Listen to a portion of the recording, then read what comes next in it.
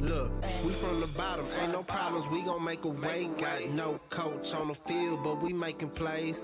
Hey, look, don't worry, we gon' be okay. Hey, look, why? Cause we gon' make them pay.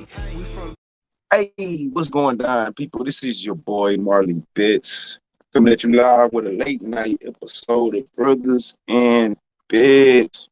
Live college football edition. First game of the first college football game of the week. The games are obviously on Saturday, but we're gonna start busting down the games. Normally on the Tuesday, depending on time frame. We got shit to do. Saturdays is gonna be kind of rough, so we gonna jump on them on Tuesdays. Obviously today is Thursday, so kind of late. Shit going on, we still got lives and whatnot. What's going on, people? Got a couple people in here. I'm gonna let a couple more people jump down before we get started.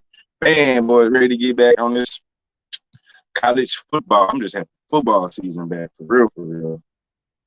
Ready to jump into it. You know what I'm saying? That'll be the first game on the docket, the Nebraska Cornhuskers. They're going on the road to take on the Fighting Illini in Illinois. Fighting Illini, in Illinois. Line opened up at Illinois +7. Nebraska Cornhuskers are on the road. The total opened up at 54.5. Now, interesting about this game is that the Illini, they got a brand new coach in Bellamy, I think. Bellamy, Bieniemy. No, not Bieniemy. Kansas City. The big dude from Wisconsin, I believe he's from. So they coming with a brand new.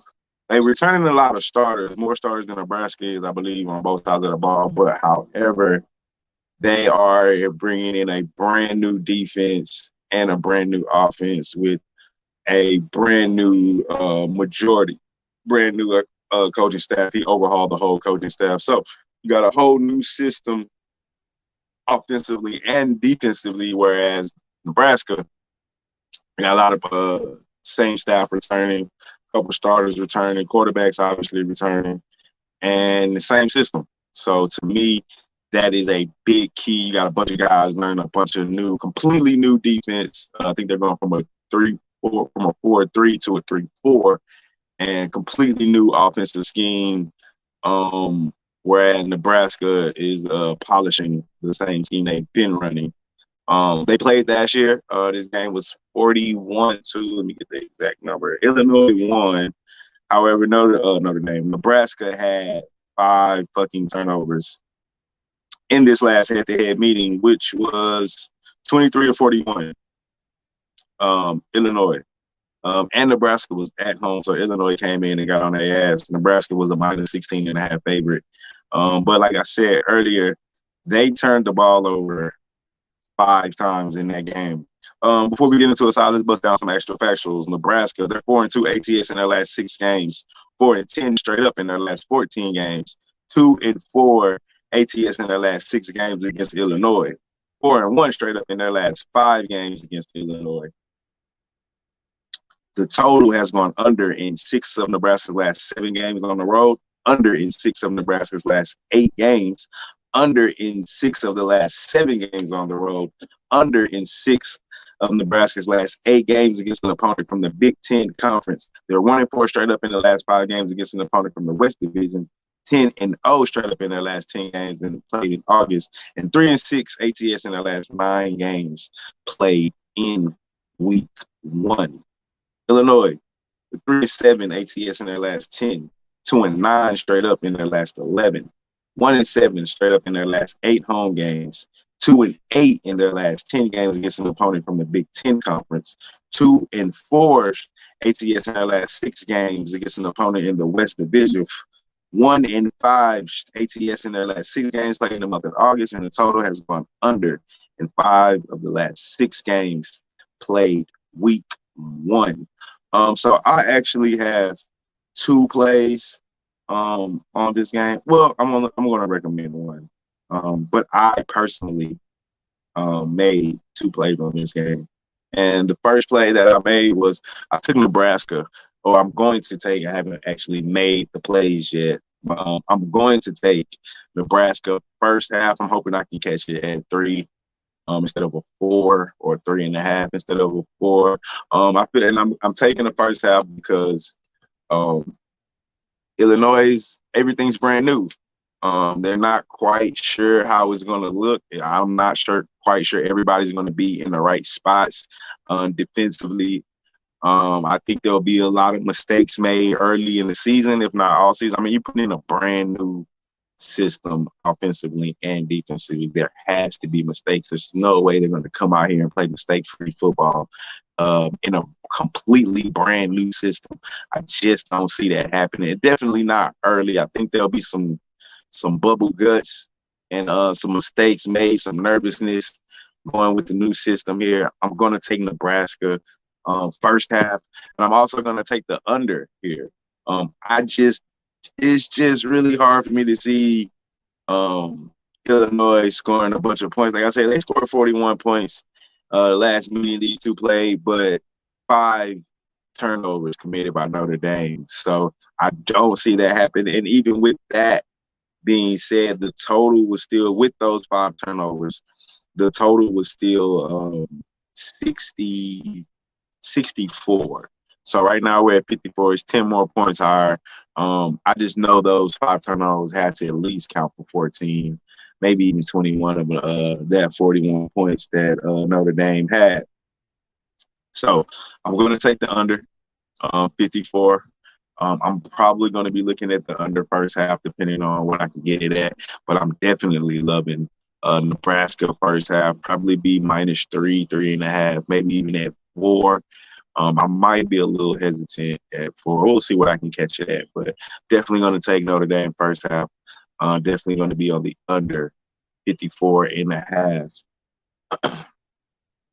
So those are my 2 plays. I'm going to have to post Mikey Hova's plays. He gave them to me. I didn't write them down. He texted them to me. Mikey, if you're out there, Reaper, post your picks in the chat. Now I'll double back and post them. But let's keep it moving. With that being said, the next game on the docket for us today is the Hawaii. They're going to rotate on the UCLA Bruins. That line opened up at the Bruins -17.5. The total opened up at 68.5. Let's bust down some of these actual factuals. Hawaii, 10-5 straight up in their last 15 games. 6-0 straight up in their last 6 games played in August. 5-0 straight up in the last 5 games played in week 1. 2-4 straight up ATS, in the last 6 games when played on a Saturday. The total has gone under in 5 of the last 5 games on the road, but over in 5 of the last 6 games against an opponent from the Pac-12 conference. UCLA. UCLA are 4-2 ATS in their last 6 games. 3-7 straight up in their last 10. 3-7 straight up in the last 10 at home. 5-2 straight up in the last 7 against an opponent in the Mountain West Conference. 1-5 ATS in the last 6 games played in week 1. 2-8 ATS in the last 10 games when playing as a favorite. The total has gone over in 4 of California's last 6 games played on a Saturday, and over in 8 of the California's last 12 games when played on a Saturday. I watched this Hawaii team in the bowl. Excuse me. Not in the bowl game. In their last game, well, was it a bowl game? I don't know. December 24th when they played Houston. With everyone expecting Houston to win that game, if I'm not mistaken, they were a touchdown underdog, and they beat Houston 28-14. And the thing about speaking about Hawaii here, the thing about, well, first let's talk about UCLA, actually. I want to talk about UCLA.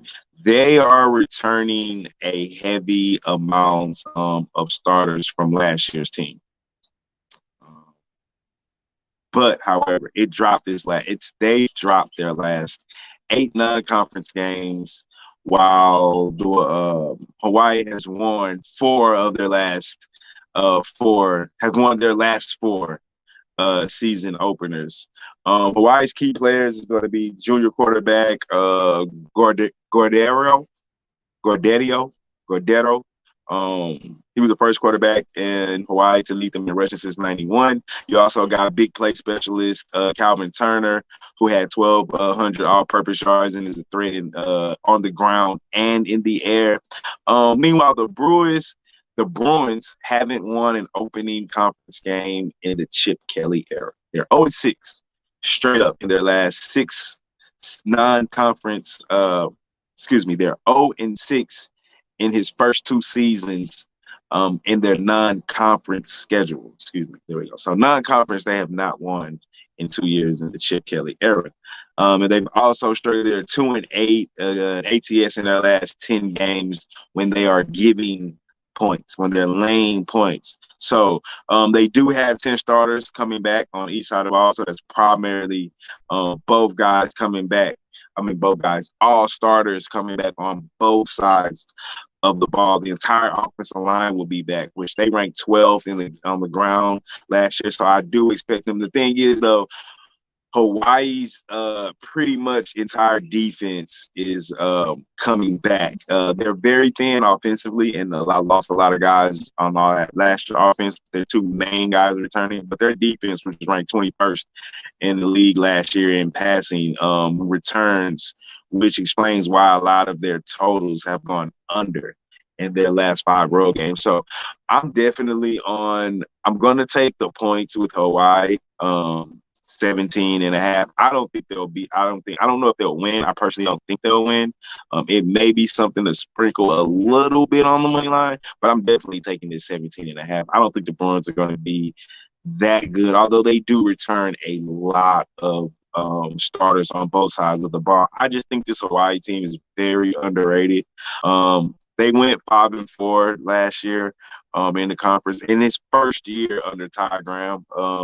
But they looked solid. And like I said, I watched this team in that U of H game dominate Houston. And I think that was their last game because I don't think they got a bowl game this year. But I'm going to take the 17. I'm also going to take the under 68.5 points. I think this will be an under game. If you look at Hawaii's last, give me 1 second here. If you look at Hawaii's last 5 games, I think they all went under. Right now, last 10. I'm on Utep. That's why this is looking funny. Not Utep. Trying to get to Hawaii, people. Give me 1 second. Like I said, their defense, which is ranked 21st in all of college last year in passing, I just think this is definitely going to be an under game, maybe in the 50s at best. But Hawaii's defense is really good. UCLA is bringing back a lot of starters. Where the freak is? There we go. Hawaii's totals. They've went under in 5 of the last 6 games. Under in 5 of the last 5 out of the last 5 on the road. 5 of the last 6 in general, and 5 of the last 6 on the road. And for the Brewers, they let me see, what were they averaging in the game? Last 10 games for the Brewers, Stanford 47-48, it's high. 38-43, it's high. But Arizona State 25-18, Arizona 27-10, Cal 34-10, Cal again 18-28, and Utah 3-49. So I feel like the under is going to be the best play. But under is definitely going to be one of my plays. But I'm definitely taking that 17.5 points. I think that's way too many points for a pretty damn good Hawaii team, in my opinion. So those are like the main 2 games that I wanted to touch on. There's more games that we'll probably break down throughout the season, obviously. I didn't have my guys with me. Coach feeling a little under the weather.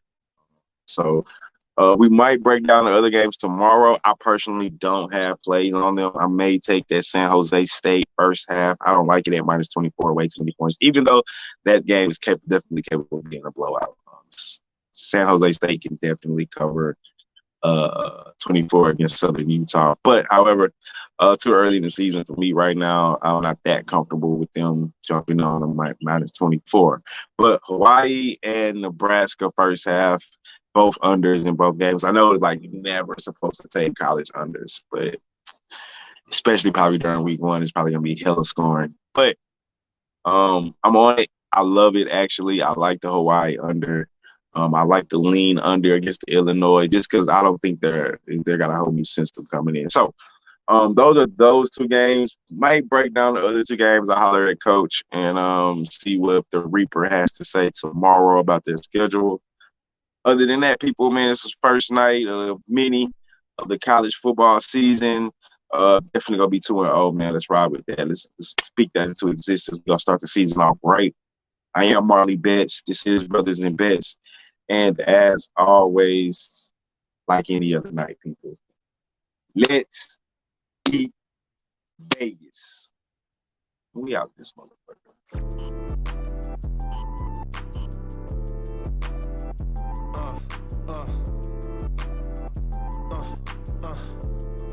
Check it out. Look, we from the bottom, ain't no problems. We gon'